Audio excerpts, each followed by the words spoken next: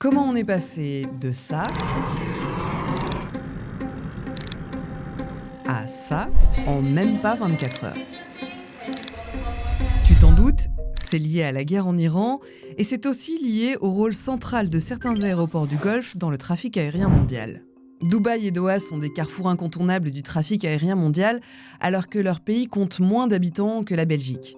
Dubaï accueille près de 100 millions de passagers par an et Doha plus de 50 millions et pour la plupart, ces passagers ne quittent même pas l'aéroport, ils sont simplement en transit. C'est le principe d'un hub.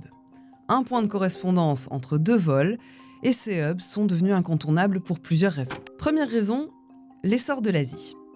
Depuis 30 ans, la Chine et le reste de l'Asie se sont imposés comme le nouveau centre de gravité économique et touristique mondial. Ça tombe bien, le Golfe est à mi-chemin entre l'Asie et l'Europe. Pour les compagnies aériennes, faire escale là-bas, ça permet de proposer facilement plus de destinations.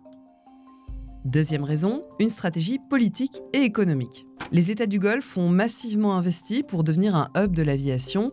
Ils ont utilisé les revenus du pétrole pour construire des aéroports gigantesques et booster leurs compagnies aériennes.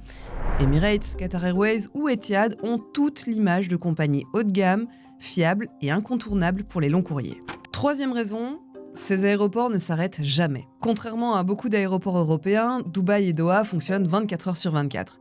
Alors forcément, ça leur permet d'enchaîner plus de vols, plus de correspondances et plus de passagers.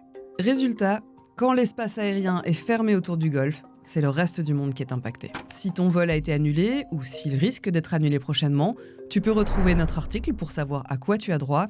Et bien sûr, abonne-toi pour mieux comprendre l'actualité.